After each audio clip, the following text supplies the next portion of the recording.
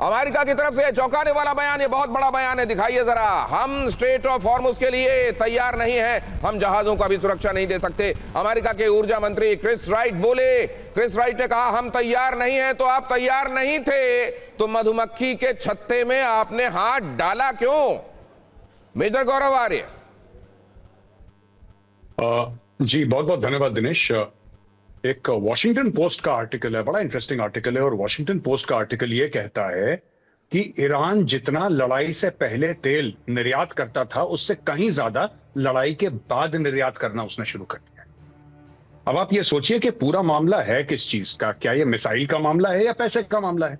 यानी कि उसने एक मोनोपोली हो गई आज की तारीख में तेल की, और वो मोनोपोली है ईरान की।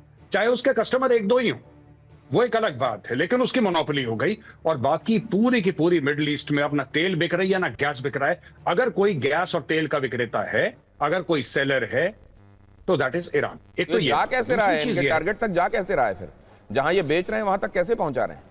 ये चाइनीज शिप्स हैं सर, उसको अटैक नहीं कर रही है लोग।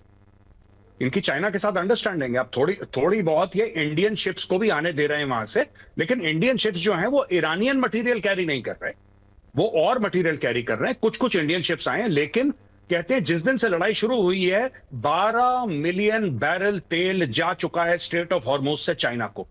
यानी कि 1 मिलियन बैरल हर रोज वहां से ट्रैवल कर रहा है और चाइना सुरक्षित पहुंच रहा है। एक तो ये बात है। दूसरी चीज ये है कि जिस तरीके से इन्होंने और देशों के ऑयल इंफ्रास्ट्रक्चर को टारगेट किया है दिनेश, आप एक बात मान लीजिए, सबसे बढ़िया इस लड़ाई में बात है, बढ़िया इन द सेंस कि जिस तरीके से ईरानियों ने प्लान करा है, उन्होंने इस तरीके से प्लान किया है कि इकोनॉमिक चोट पहुंचे और तेल का जो भाव है, जो आज की तारीख में 90 और $95 पर बैरल है, वो 200 पार कर जाए। और उनका एम यह है कि जब 200 पार कर जाएगा तो इतना लोड आएगा, इतना ट्रंप के ऊपर दबाव आएगा कि अपने आप ये लड़ाई बंद हो जाएगी। ये बहुत और तीसरी सबसे बड़ी बात है, तीसरी सबसे बड़ी बात, अगर ये रेजिम बच जाती है और ये रेजिम कोलैप्स नहीं करती दिनेश, तो एक बात मान के चलिएगा कि इसके बाद फिर ये रेजिम हटने वाली नहीं है।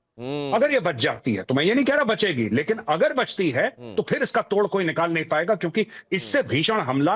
ये तीनों बातें जो आपने कही हैं मैं अपने दर्शकों के लिए दोहरा देता हूं। गौरव आर्य कह रहे हैं कि एक तो ईरान का तेल बिक रहा है, वो पहुंच रहा है अपने टारगेट्स तक, वो पहुंच रहा है चाइना तक। चाइनीज की शिप्स जो हैं, टैंकर जो हैं, वो ईरान से तेल ले जाकर दे रही है। जाहिर है इकोनॉमी अभी भी चल रही है ईरान की। किसकी रुकी हुई है?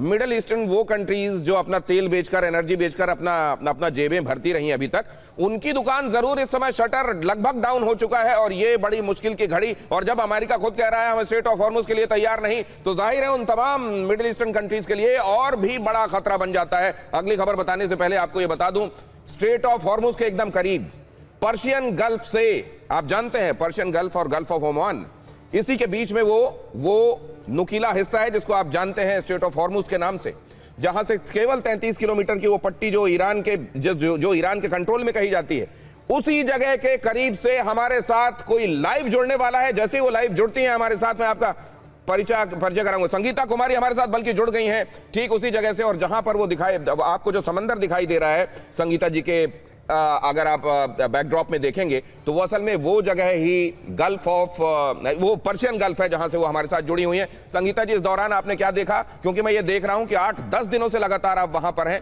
आपका एक्सपीरियंस क्या है? अगले 1 मिनट में अगर आप हमको ये बता पाएं। ये धन्यवाद मुझे मौका देने के लिए। और मैं ये कहना चाहती हूँ, मैं 12 दिन से यहाँ हूँ। 27 तारीख को आई थी और 28 से यहाँ पे स्ट्राइक्स, इंटरसेप्शन वगैरह स्टार्ट हुआ है। तो लाइफ अगर देखें कतर में तो पैनिक नहीं है, बहुत नॉर्मल चल रही है। डे टू डे लाइफ लोग बहुत कामली कर रहे हैं, लेकिन ऑफ कोर्स सारी चीजें बंद हैं। जहाँ पे भी थोड़ा रश हो सकता है भीड़ भाड़ की जगह पे, ये बंद कर दी गई है प्रिकॉशनरी।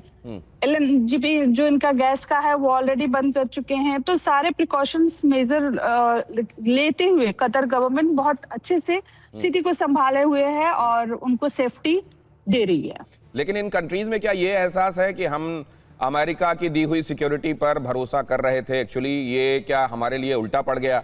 और दूसरे, ये जो स्ट्रेट ऑफ हॉर्मुज जिसका नाम दुनिया में सब लोग समझ गए हैं, वो लोग जो नहीं भी जानते थे समझ गए कि ये कितना महत्वपूर्ण हिस्सा है, उसको लेकर आप लोग कुछ सुनते हैं क्या वहां रहते हुए? बिल्कुल सुनते हैं। अगर इसमें थोड़ी भी दिक्कत आएगी, क्योंकि आप भी जानते हैं बहुत नैरो लाइन है, 30 किलोमीटर का जो लाइन है, इसमें किसी भी तरह की कोई प्रॉब्लम आती है तो सिर्फ गल्फ कंट्री या मिडिल ईस्ट की परेशानी होगी, बहुत सारे कंट्री अफेक्टेड होंगे और प्राइस जो है ऑयल का, डीजल, ये सबका रॉकेट की तरह, स्काई रॉकेट की तरह आगे बढ़ जाएगा। क्या आपके लिए भी ये तो सरप्राइजिंग था अभी- जब मेजर गौरव आर्य अभी ये बता रहे थे कि ईरान का तेल फिर भी पहुंच रहा है उसके मार्केट्स तक? क्या आपके लिए भी ये हैरानी की बात थी कि इस तरह की स्थितियों में भी ईरान का तेल उसके मार्केट्स तक पहुंच रहा है?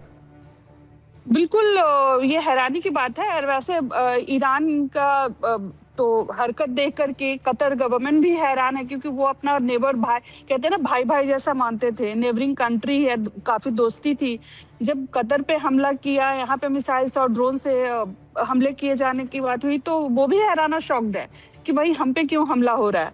अगर यूएस गवर्नमेंट, उनका जो बेस कैंप है, तो वो तो ऑलरेडी पहले ही खाली कर दिया जा चुका था, फिर भी यहाँ पे हर दिन आ रहा है। आज भी हमारे पास नेशनल सिक्योरिटी अलर्ट है every day national security alert आपके पास आता है और उसके बाद आपको जो एहतियात बताई गई है उस एहतियात को आपको बरतना पड़ता है। हालांकि बीते दिनों मसूद पेजेश्कियान की तरफ से यह बयान आया था कि हम अपने पड़ोसी देश जो हैं उनके साथ उनसे माफी मांगते हैं, अगर उनके यहाँ उनके बेसिस से, जो अमेरिकन बेसिस हैं, हमारी तरफ हमले ना आ रहे होते तो हमने उनको टारगेट ना किया होता। मैं आपके पास आऊंगा तो यह भी समझूंगा संगीता जी कि वहां लाइफ क्या हमेशा की तरह चल रही है, वैसे ही दिखाई दे रहा है, या कहीं कोई मुश्किल भी समझ में आ रही है? और दूसरा, आप लोगों का जो लोग इस समय स्टक हो गए हैं वहां पर, क्या उनका बाकायदे ध्यान रखा जा रहा है? आप लोग ठीक तो है ना?